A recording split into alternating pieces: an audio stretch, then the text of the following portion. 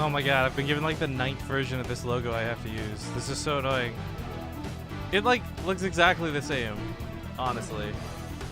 But hang on guys, I gotta input this. Oh, before everything breaks. Oh, because this is actually a massive file that they're trying to... I can't downscale this.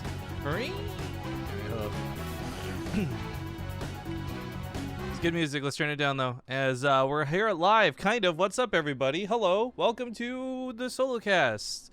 No, it's gonna take forever to kick in again. One sec.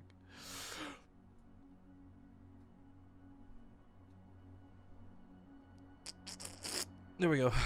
Magic. And then I gotta do one more on the in-game scene. So roll my eyes. But yeah, we're gonna be casting some WCS qualifiers. Now here's the thing, my allergies have kind of cleared up over the course of the day. They're not amazing, but if you guys were listening this morning, there's a lot of sneezing, and it was kind of gross and not very fun for me because talking became very, very difficult. However, give it a shot, see how far we make it, and cover some of the matches. Now we're obviously not going to be able to cover absolutely every match. There's the mainstream through the twitch.tv/StarCraft channel, but we'll cover what we can here on ours. And to kick off, we've actually got a matchup here with Jason versus Raze. Assuming Raze is not AFK or no-showing. I did contact Jason. He said we can cover the games, so should be pretty cool. I've gone back to my other mic, my older mic, my better mic. And hopefully this sounds better, but you guys are going to have to let me know. I worked with Panic Switch to fiddle and test and try and see if we could solve the robot issue. I honestly don't know if we will, but we'll find out. BaseTradeTV, I think you're supposed to put beer in there, not water. Well, if you guys didn't see, I made this really awesome mini intro just because I was bored. And I got my Stein for drinking. Just kind of showing off my other StarCraft cups in the meantime, too.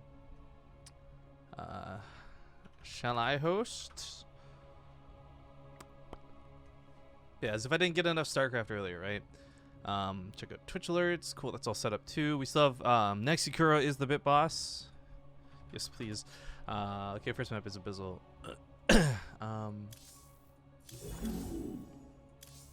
Custom games I'm looking for.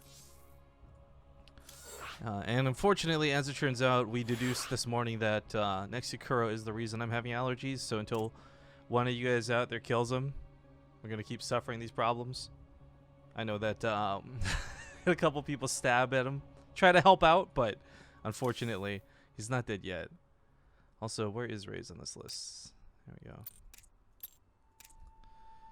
Anyone else for Jason versus Raze before we start? Move the names around. We should be good to go soon. Self-referee. Have all the power. Go on a power trip. Also, big thank you to Simoon 1979. 24. Wait, it says you're a new sub, but then it also says you're a 24-month sub. I'm not sure who to trust, but I know it's a 2-year sub. Thank you very much, dude. Glad to have you back. Terminator got timed out. Feels good, man. Good job, whoever did that.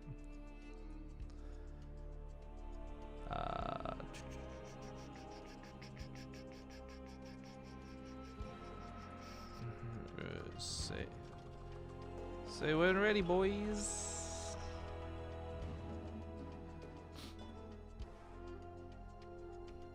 Alright, cool. Let's kick it off then. Raze versus Jason. TvT. Wait, Raze is Terran? Oh. I thought Raze was a different player then. Doesn't really matter. I was going to cast this match either way just because we needed a early round match. But let's hop into the game. XSplit Y of all times. Oh god. I'm like, please don't break on me now. The stream has delay. Feels bad, man. Yes, as with pretty much every tournament broadcast you see. A big part of this is to prevent even the potential of cheating, but it's just standard practice at this point. And honestly, it's weird. It's more weird for me when we don't have a stream delay because I don't really know how to run ads properly when that's the case. But yeah, for those who are asking where Zombie Grub is, she's, first off, this wasn't a planned cast. I wasn't going to do this, she wasn't going to do this, but I said, screw it, I got an evening free, let's have some fun, and cover some of the alternative matches. But Zombie Grub's in Korea. Her mother's come to visit her in Korea, and they're touring around in Busan, I want to say. I think that's what she said it was. So yeah, she's gonna be gone today and tomorrow, and she'll be back on, I think, like Thursday, something like that. Anyways, getting into game number 1 in the bottom right with some Jugger wows. We've got the Yellow Terran Juggernaut Jason. And his opponent on the top left gonna be none other than Sloth Esports Club's Purple Terran Raze. I'm trying to remember. Ravi corrected me. Excuse me, Fear Dragon corrected me on this. It's like, I thought it was just Sloth.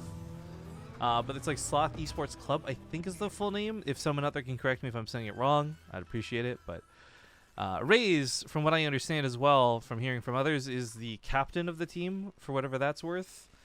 I say this not condescendingly, but more like StarCraft 2 is an individual sport. I don't know how big or important of a role a captain plays, but anyways, it's TvT, and I don't know a whole hell of a lot about Raze, but I do know a lot about Jason. I watch his stream, I sub to his channel, and I like to goof around with him in the off hours. So one thing that we've regularly discussed is how much this dude doesn't love TvT. In fact, a lot of people don't love TvT. So this might just not be the greatest matchup for him in a single elimination tournament of this caliber. This is, of course, the WCS Valencia Challenger Series, excuse me. First set of qualifiers. There's a bunch more you can find out on the Team Liquid page that has actually all the information in a nice thread you guys can check out if you want to learn more. Simoon says, I used my first Prime sub riff. Oh, that's probably why it said 1 month then at the start and then 24 for the resub. That was unnecessarily loud. Thank you to Aswork. 420 says, yeah, get him, Jason. You know, people use that number a lot, 420, and I think the other one's like 96 or something. I don't know why people find those numbers so funny. I mean, they're just numbers after all. Jason's kind of chilling at the front. Actually, it's kind of funny, I guess. I've been desensitized to TvT through Gumiho and Innovation and really good series and crazy play through them. I do wonder if either of these guys have it in them to try something like the 3 Raxes that Innovation was pulling off earlier today. Either way, this first fight might not go so well for Jason. In fact, it goes horribly for Jason. In fact, if that Cyclone doesn't pop soon, this could snowball really badly. Killing an SCV or 2 is not the end of the world, but if you start killing all the army, then it's like 2 Reapers and a Hellion versus a Cyclone. Yeah, that Cyclone doesn't stand a chance. But I do like Jason taking the time to repair the Hellion up. Just kind of has to buy his time. There's really no danger of this command center dying. He can always lift off in the last case scenario, but what's important to note is behind this for Raze is the Cloaked Banshee. And Jason, while he might have a Cyclone, isn't going to have great methods at defeating this. Please note there's no tech lab. It's a medevac coming out. He might be looking to get aggressive, but he's not going to have anything other than scans. So we're now at this point in the time where Jason, he might be able to throw down like 1 more mule, but he really needs to save energy for scans. If he doesn't, he's going to die to the Banshee. And Raze actually catches Jason moving out of the base. This is really bad. That Cyclone could lock onto the medevac. The Marine's trying to unload. He actually catches Raze, so this might, funny enough, work out for him as his own Cyclone kites backwards. But the problem still persists where he's going to have that Banshee to deal with afterwards. Nice depot Raze 2 to save everything. Cyclone lives through this. 2 Cyclones with lock-ons can actually maybe considerably deal with the Banshee. Detection is still going to be the biggest issue, however. Keep an eye on her as she hits onto the base, because whether Jason moves out or not, it doesn't matter. It's all about what this Banshee can get done, and she can certainly get a lot of kills if this goes all according to plan. Vikings out, Cloak is popped. No energy, no energy. Oh, Jason just recently muled. He is in so much trouble. Oh, this is such a pain in the ass to deal with. While he bleeds out the odd SCV here and there, he does, of course, go across the map with the drop. It's 2 Cyclones, and these can also cause a lot of chaos and havoc, but not the same degree that a Cloaked Banshee can get away with. So if he just positions this over here, he could deny the engineering bay, thus potential turrets, but not quite going to be the case. Pick up out of Jason's hot as one of the Cyclones is almost dead. Looks like some damage to the auto turret, maybe the tank. Either way, Banshee finally gets scanned, but not going to go down through the scan. Oh, feels really bad, man.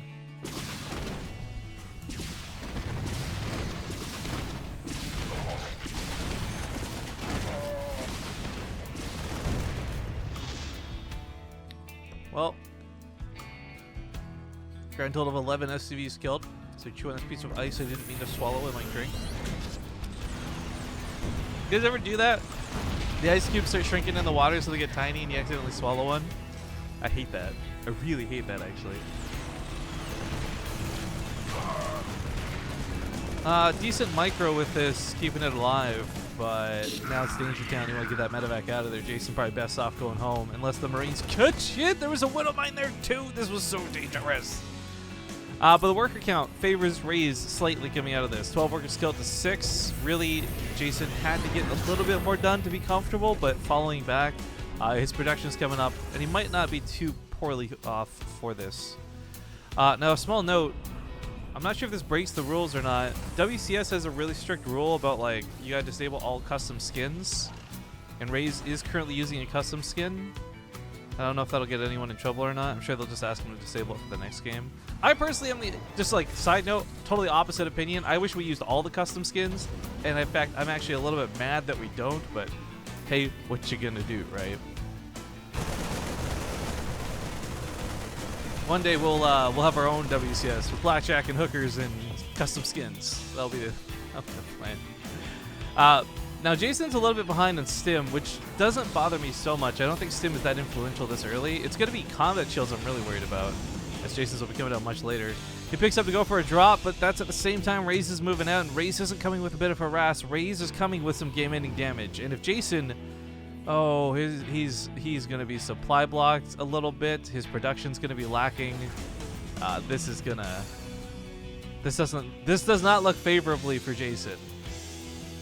Stim's the real big upgrade coming behind this, but the siege tank positioning is actually in range to kill the engineering bay, other than just harassing SCVs. So this is where Jason possibly loses that +1, being behind on Stim, combat shields, and +1. That's a trifecta of bad things right there. Wow, that June is getting super shreked. Drop of the main's also deflected. Drop of the natural gets off, but that medevac's so damn low from that Widow Mine shot.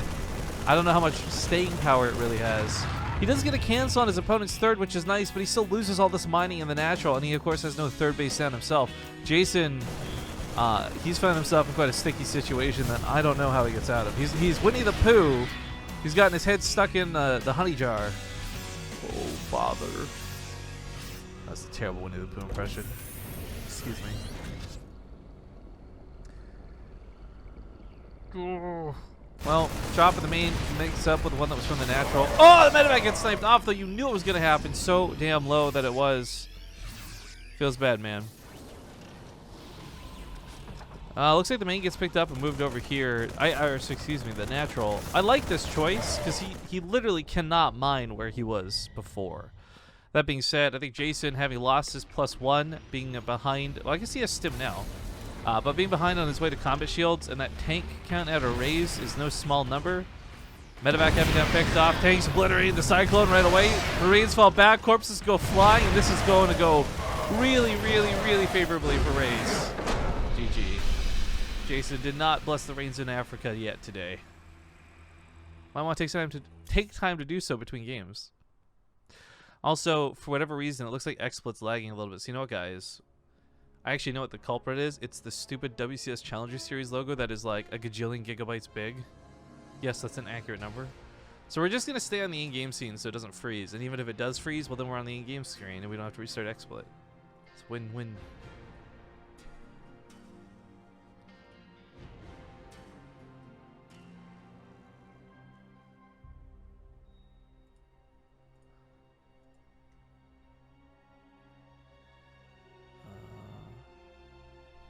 Next map. Also, I'm going to be a little bit of a narc in this next game and just remind him to turn off his skin so he doesn't get in trouble. By the way, Raze was totally using custom skins. Time to claim a technical advantage via disqualification. I am obviously not being serious, just in case anyone out there is unaware. But I should mention it to Raze because I don't want to get in trouble later when they submit the replays. And Blizzard's like, upon further review, your qualifier spot's been revoked because you didn't follow the rules. Hey Raze, not to be that guy, but I don't want you to get in trouble for it later. But you got custom skins on.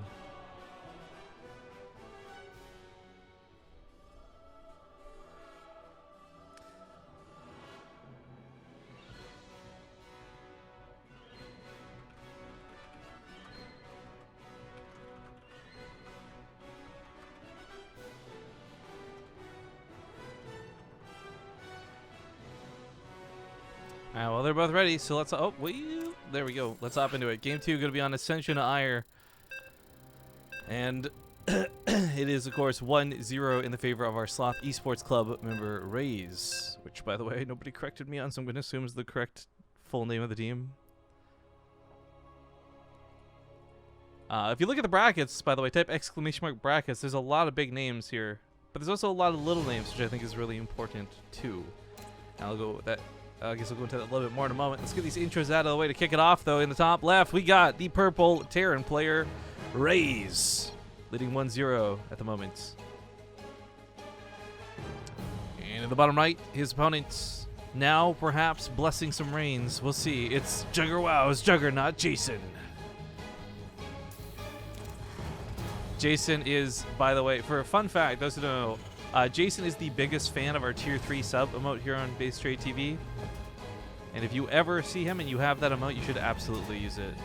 And if you want to further it, go ahead and tell him Rifkin sent you. There's no way that'll end poorly for any of the parties involved. But being down one in the series kind of sucks. But at the same time, like I said, Jason is actually a very good player. He's Grandmaster multiple seasons. You watch him stream. He's very thorough with his thought process, and he likes to talk through strategy. But the problem is, no matter how good you are at StarCraft, if you hate a matchup, you hate a matchup, and TvT is one of those matchups. But as a quick side note, as we go to the brackets, you guys will notice there are some names on here like Scarlet, right? M. Canning, BioIce Puck, No Regrets even showing up. Again, some of these folks are in Korea, right? But the fact that there is a round of 64 to play out is actually really cool to see from my point of view, because whether you're Joe Schmo or whether you're like someone such as Scarlet, one thing I've been really fearful of, and has been the case generally speaking, is lack of signups. You know, last thing that last thing I would ever want to see, even if I'm not casting it, is like WCS have barely like a round of 32 signups. People talk about dead game memes all the time and this, that, and the other for like StarCraft viewership, but for me, I always look at the player base, and I'm really not going to be worried about StarCraft until we hit that point where there's no players to sign up and play. And it's kind of felt we've been heading that direction the last couple of months. There's just been less signups across the board for open cups that we host, for bigger cups that other people are hosting. But seeing a round of 64 for WCS NA, which, by the way, has classically not really had that many players professionally competing, I think is great. We've had a lot of cool names kind of crop out over the last year, especially folks like Game Time, among many others, who have really just made me go, oh, looks like NA's got some game. They're ready to play. So the more players competing, the bigger chance somebody becomes a pro, and the more happy I'll be to have people keeping StarCraft afloat.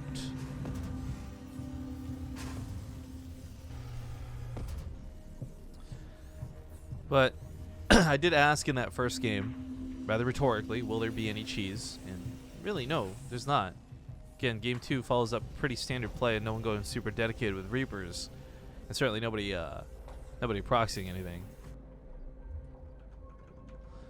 BaseTradeTV, the music's a tad loud. I can adjust that. Take that down a smidge. Hope that's better. As a side note, by the way, I'm not sure if I caught it earlier. Thank you to Super SJ2 for the 29-month resub. Says thank you for all the StarCraft tournaments. Hey, man. Thank you for watching. I should probably turn the game sounds or the music down a little bit in here too. Let me take that to 12.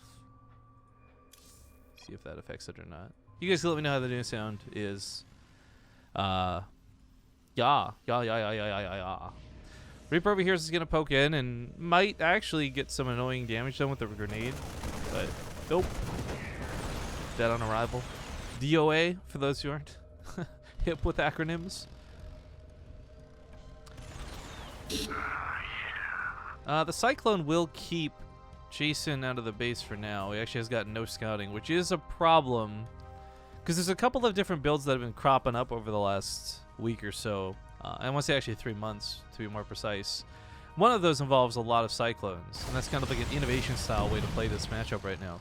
The Raven was so hot for a while, but no longer is the case, and it's all about the Cyclones. So that would have been a nice thing to scout, but you know what? The Marines are happy to drag and drop and get a lot of damage done on said Cyclones. Jason's got another one of his own over here at home, but chasing these down and almost killing them would have been really nice. Also, yo, this guy just donated $4.20. Thank you to Aswork, who just tier 3 sub to the channel. We don't got many tier 3 subs, so I appreciate the ones we do get. And Aswork, my man, MVP of the day. Thank you so very much. But the Cyclone's trying to be repaired desperately. One of them does go down. However, the others are saved, and this isn't too problematic. Jason doesn't have a lot of staying power with his own Cyclone being so badly injured and hurt. In fact, I was going to say, I don't even know why he would try and do that. Lock on. Not a lot of damage, but enough to scare the medevac. The micro on the Cyclone. Is it worth it? That's the real question. For Jason, I hope he's not paying too much attention to this one drop, because he does have a drop heading towards his base, which he is currently unaware of, and I don't think has the capability to defend. He's got very little production. One siege tank maybe helps push this back. The Viking's not here. This medevac's still floating back home. This kills the SCV. Cancels the building. I mean, that alone's pretty nice. He gets pushed out of the base.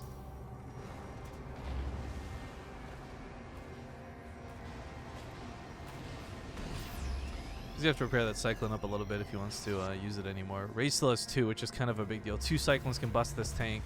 So Jason's going to need to fend off the Cyclones. There we go. Repairs that one up. That was a big repair, too. That was a group hug. Oh, no! Almost flies the medevac right into the Marines. But realizing that this is here, he unloads a little bit late. SCVs are pulled to the south, hiding inside that geyser. Liberator comes into the fray. This is where the Viking's going to help out a ton. Jason holds on to the ground forces below this. He'll save his SCVs. That Liberator's getting a lot of shots off, and unfortunately it's still not going down. There we go.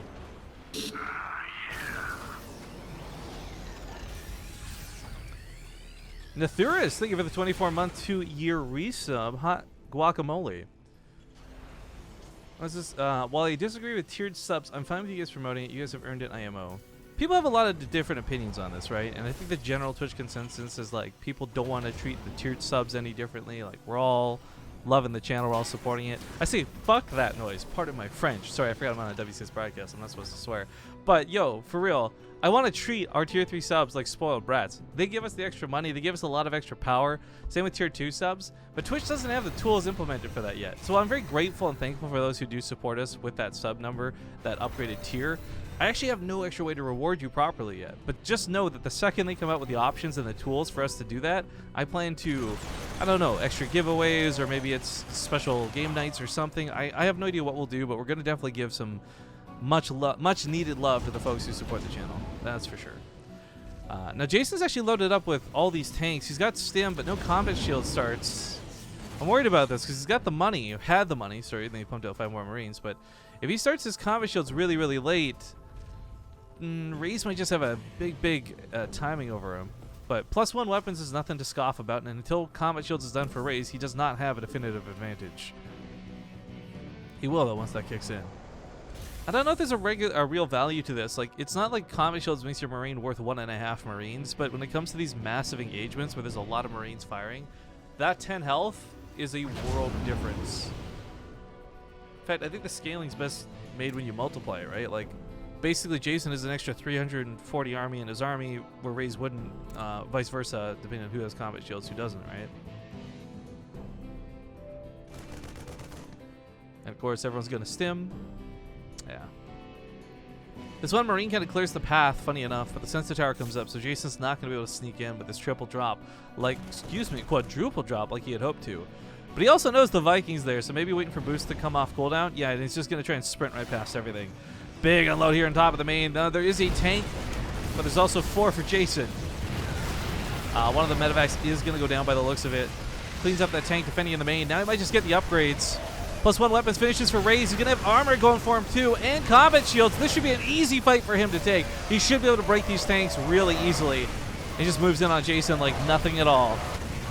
Bottom side, there is a drop here. SCVs in a tank get pulled. Looks like he pushes this off and wonderfully defended out of Raze on 2 fronts. He even keeps his engineering base alive. But this did cost him 20 SCVs.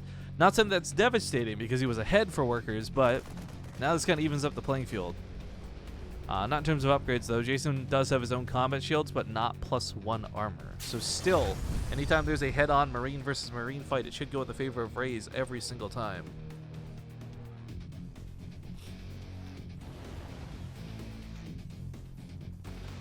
Tier 2 is best tier. I gotta clean up that Ace Kate emote. It's the fancy Kate. Maybe we'll make it a little bit more shiny or something, but And he subs on BaseTradeTV. Is a good tier.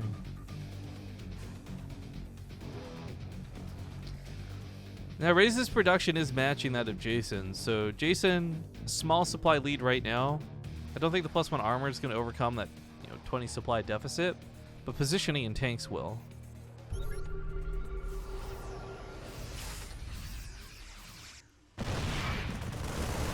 Sims on here pretty quick. The other tanks arrive. The siege a little bit late. Jason realizes this though, so he knows he doesn't have a lot of staying power on that front line. Scans also make his tanks able to shoot the sensor tower, knocking it down, which isn't too bad. Sees the tanks unsiege, might be considering moving in. His own tanks are, of course, barely in range to shoot the command center. These tanks should not reach Jason's, although be it very barely. Although the funny thing is, I guess if you're splash damaging like a Marine right here, you would kill the tank. So if only there was like a ground fire mode option. Well, while Raze may be wholly and entirely distracted down here, as this command center is getting really low really quick, there is a lot of units on the top side, or rather, there are a lot of units on the top side for Jason. Looks like Raze is going to try to sandwich this to break it. He's going to run in from 2 different angles, and I like that a lot. But Jason's thinking the same thing. He says, you know what? If you're elsewhere, you're not at home defending, and I might just be able to sneak into that natural base. Jason could get broken down here. Honestly, I think he will too if this times out perfectly for Raze and he doesn't come in too slow with one side versus the other. But this is Jason's time to take that opportunity to abandon ship maybe, take a decent fight, and then go to the main, go to the natural. This army's a little bit late to the party and now it doesn't know what to do, and this is a very big missed opportunity for Jason. While this goes on though, he's on a third base, not like he's fallen behind in income. Both players are on similar resources lost as well. And yeah, the income graph's all over the place. It's power of mules, right? So you jump all left and right.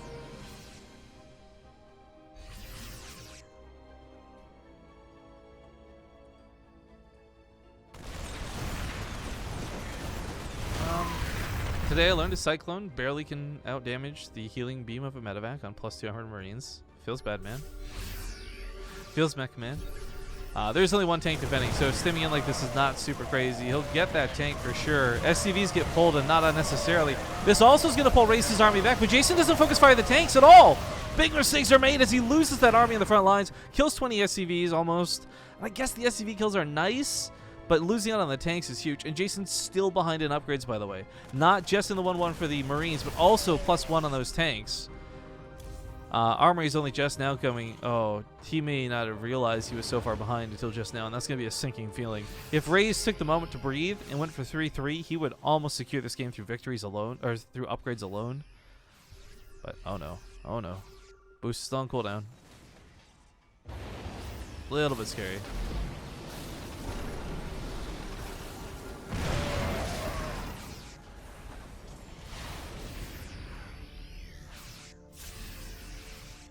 Well, it's hard for Raze to push into this. Jason is pre-sieged, but I don't think Raze needs to. Time is very much on his side as he moves on to that 3-3, and Jason still can't even start his 2-2. Do that armory still not being done until just now. That's also going to be him pumping 9 Marines and 2 tanks. He doesn't have money to start his upgrades. This is starting to feel really bad for Jason. And I think every Terran player who's found themselves in this position wishes to God they had Chrono Boost, but dropping the main. If it kills that armory, this is going to be like tiltifyingly bad. This has been a really good game out of Raze, though, I got to say. Like, he's deflected a lot of Jason's aggression, and it's not like Jason played this poorly, I'd say, for the first half, but starting to slack on those upgrades and falling behind in the ways that he has certainly put him in a big disadvantage right now as he defends and clutches onto this base. Tank's kind of set up over here. He doesn't know the army's out there just yet. The sensor tower will give this away in a moment, but he did also sneak out a good chunk of his own units to go for an attack northwards. Although the question might be asked then is, did he take too much away from his defense at home? Tanks over here should be able to reach the sensor tower and the turret. The sensor tower is not a cheap building to replace. Raze focuses down the tank, picks up on the medevacs and backs away. Factory in range, that's a pain. Sensor tower goes down. Jason also taking some shots on his own tanks to slightly get in position for range, but stims into the natural base, hoping to find some kills, but he won't. Not with those upgrades, not being what they are. Medevac's a little bit late to the party too, and this just does not work out for him. This is looking really grim for Jason, guys. He is a Canadian brother, but also a friend. However, I do believe he is on the losing side of this game, unless the series, unfortunately, at this rate. He's going to go for a break on these tanks, and he might just get it, but still, this now opens the south. If Raze realizes Jason's done this, there's only 4 tanks defending. He could have dropped directly on top of them. Or dropped directly in the main. Nah, he's just going to back away. I think missed opportunity on 2 different fronts, but that's okay, because Raze is still ahead.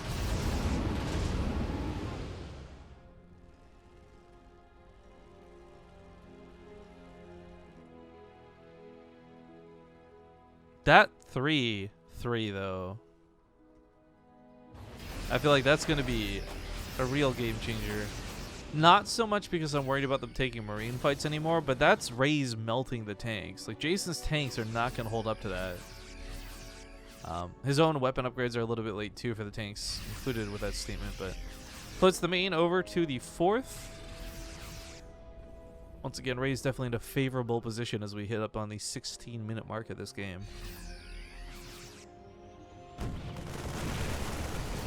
I'm like super tilted about this BlizzCon beer stein, by the way. I'll explain to you guys when I have my camera back, I guess. I don't think it's a beautiful thing, but I can't really drink out of it. I'm super mad by this because this is a really cool cup and I want to use it.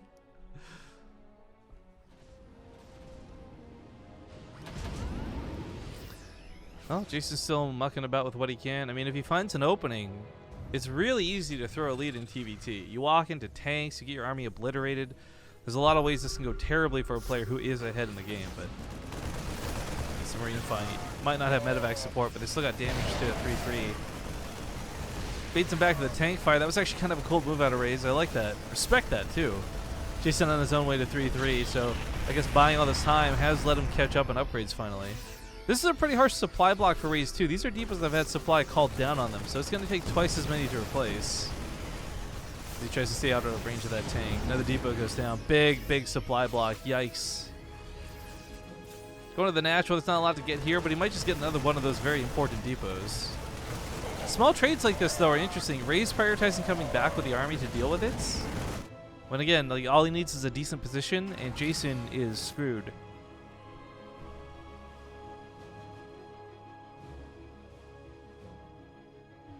Nate subs, Cox subs, BTTV subs. Yo, Jesse Cox is that one sub where he's like eating a piece of chicken. And for a while I thought it was just like a really poorly colored in turkey, like a whole turkey showing the chicken leg thing. That feels so stupid because it's only like last month that I realized it wasn't. Shooting down the depots is kind of, I think, like an AFK move. This is unfortunate because he could have possibly denied that +3 on the armory, but still, +2 weapons for Jason is all he has to work with. Tank setup though, and it's a lot of them, so Raze is not going to push into this choke.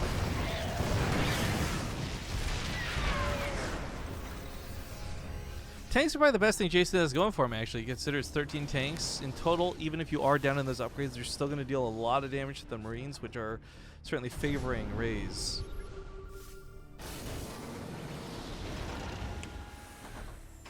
Scans, and some more scans. Medevac's heading northwards. Go back to the production tab for a moment, though. Jason's. I feel like this has been contaminated or something. Like, Jason's 3-3 started what feels like forever ago, but so close to this finally catching up. Another 20 seconds or so, and he's fighting on even footing once again. Something he's not been able to do since like the very beginning of this game. Oh, attacking the north. Catches one of the medevacs from Raze. Both of the medevacs. One was full. That's the type of catch Jason needed to get himself right back into the game. That being said, though, army supplies fairly close. Upgrades are almost evened up. Again, we're so close. There's that +3 weapons. Vehicle weapons are going to be up behind, but honestly, I don't know. Tanks are still going to obliterate no matter what.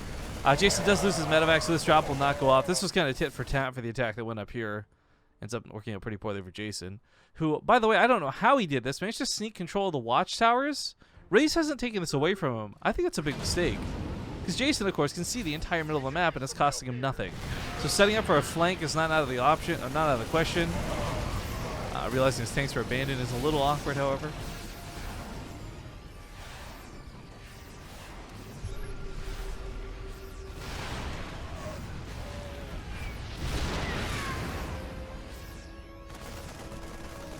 Jason has unfortunately abandoned a lot of his tanks to go northwards. This is a risky move. The bluff here at home is kind of like, hey, try to attack me, but I've got a decent defense, but you don't know how much of my defense is here. So as he goes northwards, I don't know, this is risky. Raze realizes what's up when he sees it through the sensor tower. Those little red dots, those little red blips.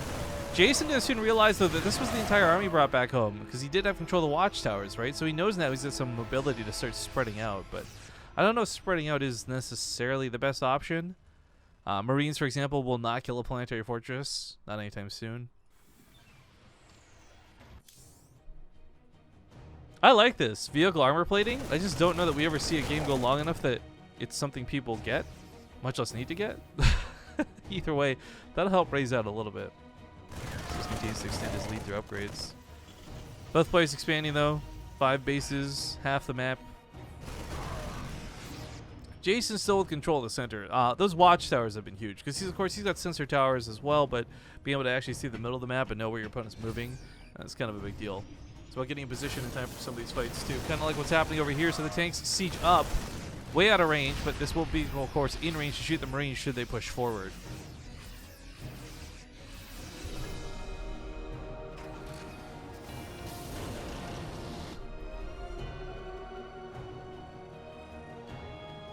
Attack to the south is going to find that base, and it is a planetary, but there's no building armor, so lots of damage going to go down. Marines on the wrong side of the tanks, though. If Raze scans and runs into this, he should be able to take an okay fight as he just pushes his way up the ramp, and he'll break those siege tanks. It's going to cost him a lot of Marines to do so, but he does hold on to his planetary, which is perhaps the more important part of this. I mean, Raze has a bank, don't get me wrong, but we're going to get to this point soon where players are going to start losing these auxiliary bases, I guess you could say, and really, really, really need that money. Production holding strong though, production holding firm. Both players actually have quite a bit of army, but Raze may have overextended with this just a little bit. Unsieged tanks before I take out the remaining 2 sieged tanks. That's actually going to cut Raze's tank down by quite a bit, but Jason's as well falls down to 11. This is actually a lot of tanks that have died so far in this TvT. 20 and 15. Holy crap! But there's pretty much 500 Marines dead combined between these two players this game. That's a little bit insane. Income has of course been fluctuating left and right. Mule's combination of attacks, but all in all, Jason's looking pretty dandy when it comes to money. Raze had a really nice bank going for him, but he's just recently used all of that up, even getting like building armor and high auto tracking. Fun fact, for those who don't know, this is a stupid dynamic of TvT. If you don't have high-sec auto-tracking, the planetary fortress actually cannot shoot an unsieged tank. The unsieged tank's range is too big. But with high-sec auto-tracking, you actually have the range to shoot back at those tanks. It's a difference of 1. So silly.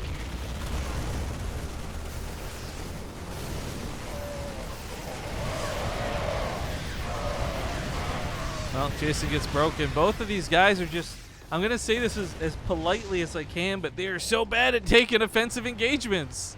Just throwing away these tanks after tanks after tanks.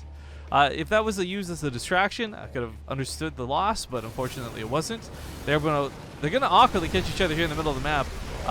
Jason, of course, has significantly less tanks than that of Raze. There's going to be so many sensor towers on the map. Are we even going to be able to see what's going on said minimap?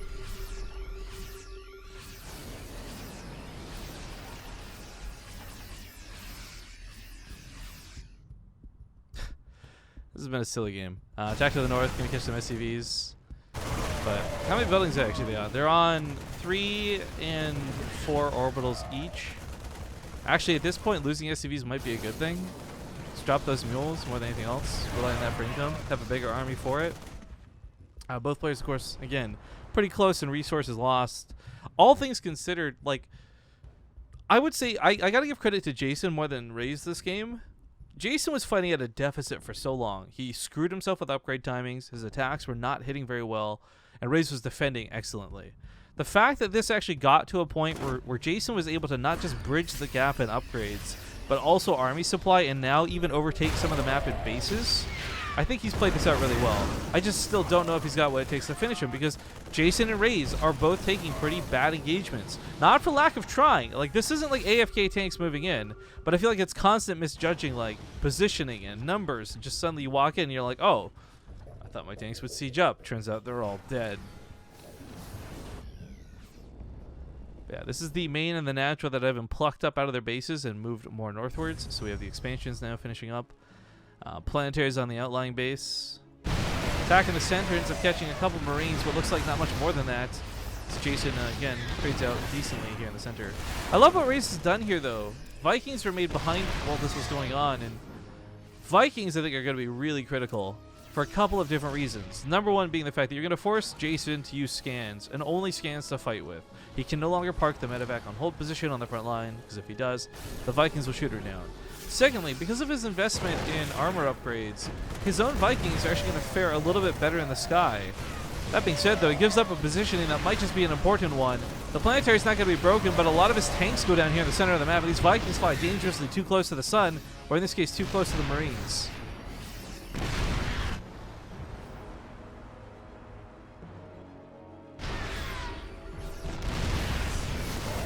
He's going to try and split. The Marines come in, of course, a little bit clustered. He focuses down the tanks. He breaks Jason. Looked easy. Now up almost 50 supply. In fact, over 50 supply.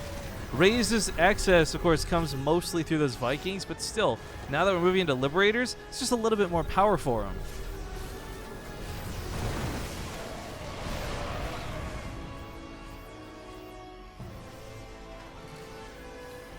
I actually like the Liberator move if this was like Jason being caught without so many Marines, but I think it is going to be difficult to use said Liberators. Marines will take them out pretty quick. But hey, if you want to force tanks back and take that engagement favorably, you can always try to make that happen with the Liberators. Got some random missile turrets down here too, which will be nice. Help out a little bit in that regard. Big attack moving northwards will Raze positions himself and postures in the center.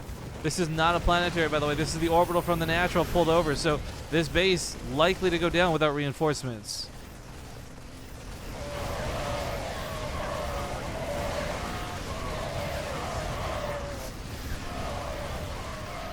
Alright, breaks it. Meanwhile, middle of the map, doesn't quite take the tank lines on just yet. Now goes for it.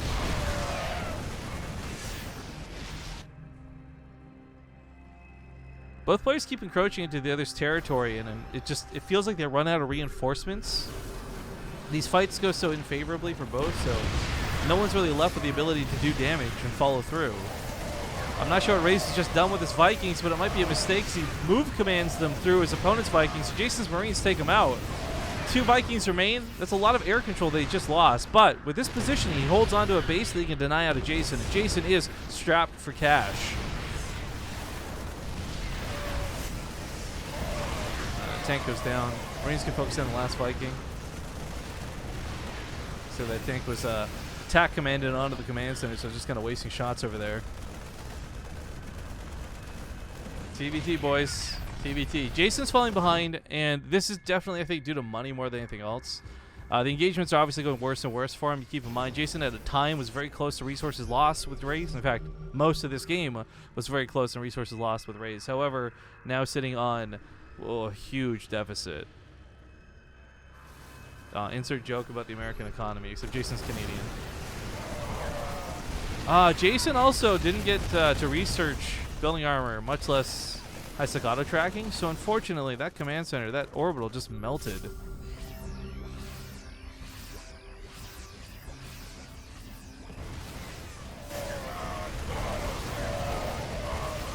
GG. Good luck. Good guy, Jason. The manners at the end, but he will ultimately die, and Raze will take the series 2-0, advancing on in the brackets. Should we do a quick refresh here and see what's available? Oh, Panda Bear Me vs. Future, if that hasn't started, it would be good. Creature in Scarlet, but I imagine the mainstream's got to be covering that, right? Yeah, it looks like a lot of these have been started.